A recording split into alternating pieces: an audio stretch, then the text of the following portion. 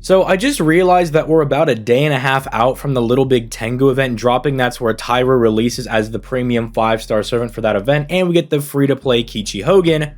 But I also realized that Lost Belt 7 stuff is going to be dropping around the same time, so I thought I'd be a little proactive, go ahead and do the Taira video. Tomorrow I'll do the Kichi Hogan video, and then by the time all that's out of the way, then I can start covering the Lost Belt 7 stuff. That way nobody gets left behind on either the JP or the NA version of the game. So with that being said, we're going to talk about Taira in today's video, and if you saw the tier list, yeah, she's pretty good. It's kind of a shame that MHX just went on raid up, because right after that, they throw out Taira, who is probably the best, if not a very strong contender for the best quick DPS servant in the game, if not one of just the best DPS servants in the game. The only one that I really think gives her a run for her money is MHX Alter, especially after she gets her buff. But I'll let you guys have that argument in the comments down below, and maybe I'll even do a versus video and bring all that back and kind of talk about who I think is better. But before we actually begin, if you have not already, make sure you leave a like on the video and you subscribe to the channel for that sweet daily FGO content. Also, if you want to see me play FGO and other games live, I do that every weekday at 6 p.m. Eastern Standard Time over on my Twitch. Make sure you go peep that. The link is in the description down below. But with all that being said, let's go ahead and just start jumping into this video, starting off with Taira's hits. And yeah, she's got some pretty strong hits considering her massive 0.81% NP charge per attack. Now, you may see that she's got kind of lower hits on the arts cards, 2 apiece, but keep in mind she is a quick servant, so you don't really care that she has lower hits over there because she's got 4 hits a pop on her quick cards, and that's going to allow her to refund a lot of her NP as she's dropping mad quick crits. It just has the added bonus that every time she crits on her arts cards, even though there's very low hits, the NP gain that she has is going to allow her to still refund a massive amount of her NP back with those arts cards. The only unfortunate thing is that she is an Avenger, and Avengers are kind of notorious for having naturally low star gen, but it really shouldn't matter that much. Again, she is a quick servant. Spoiler alert, 10 hits on the quick NP is going to allow her to drop a lot of stars. Her Buster card is also going to be really nice because she is a mad good crit servant, and having that Buster card will let her do the occasional Buster crit. And keep in mind, I know we're about like 2 years off from getting Ruler Scotty, but Ruler Scotty is a quick support that also gives you big Buster crit buffs, and so for someone like Taira, they can kind of balance that between Scotty giving the quick crits, her own natural crits, and then Ruler Scotty giving her Buster crits, right? So that's kind of good, kind of nice that she can still at least kind of do that a little bit, although again, only 1 Buster card means you're not going to be seeing it too much. Keep in mind, as an Avenger, she does have very, very strong passives as well. It's kind of like just the set of Avenger passive. She's getting a little bit of extra crit damage, passive NP, and basically the effect of whenever the wind kind of blows her way lightly, she's going to refund a lot of extra NP. So like, in general, just some very, very powerful effects. But speaking of powerful effects, let's start getting into some of these skills, because everything that Taira does is just really insane. I mean, this is one of those servants that just gets better the more that I read her skills. In fact, she like does so much that sometimes I forget the little extra things she's able to do because she's just that nutty and she just does that much.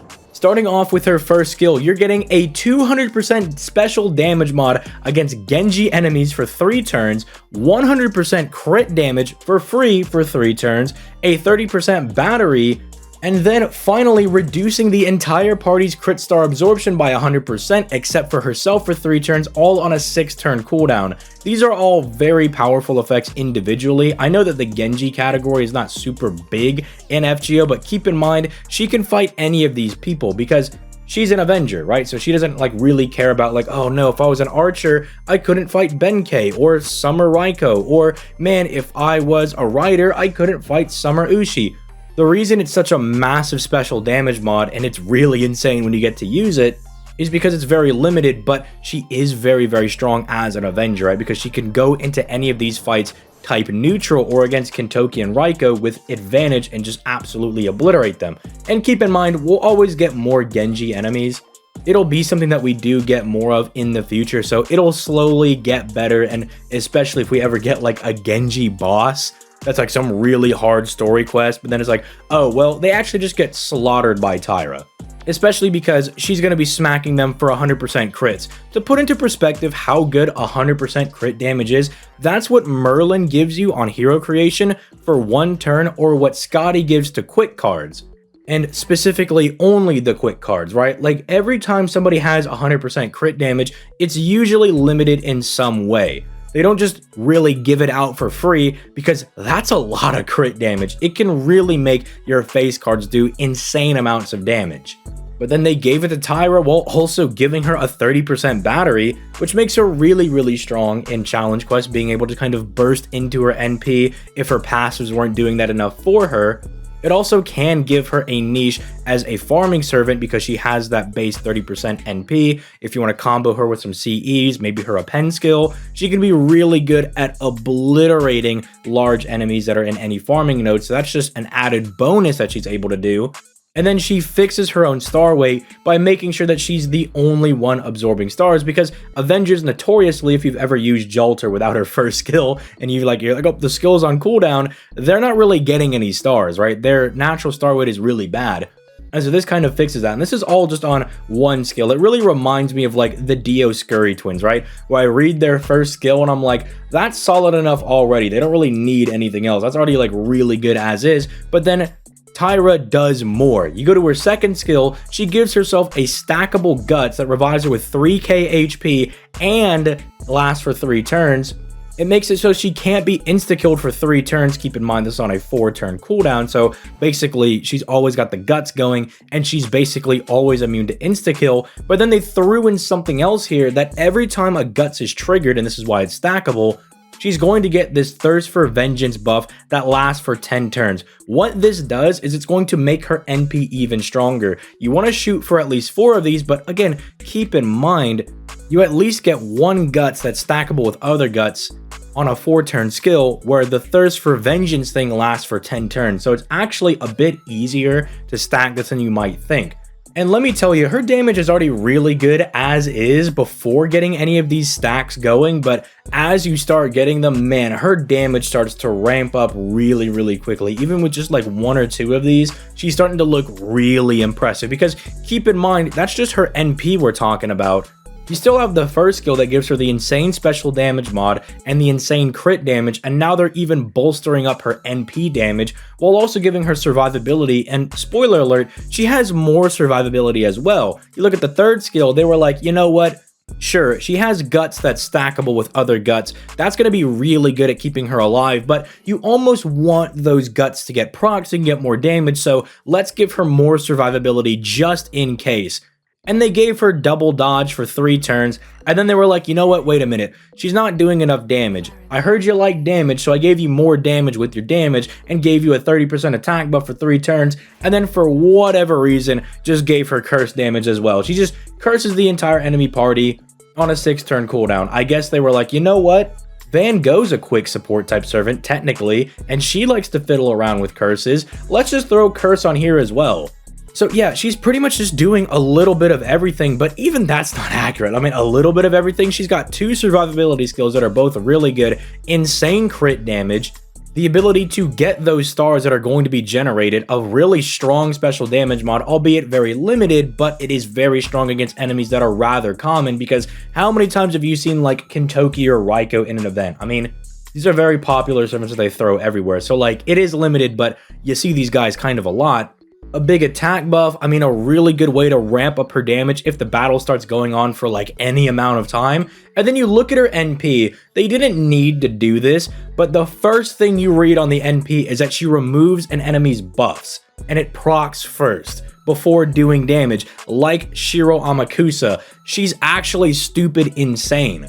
Now, sure, there's a debate to be had as to whether or not, like, removing all enemies' buffs is better than, like, Pierce Invincibility, because some enemies have unremovable buffs, and maybe they give themselves, like, invincibility that's unremovable, or a dodge that's unremovable, or unremovable defense, stuff like that that might stop Taira. One, Taira's still doing an insane amount of damage, so she's still going to be smacking them.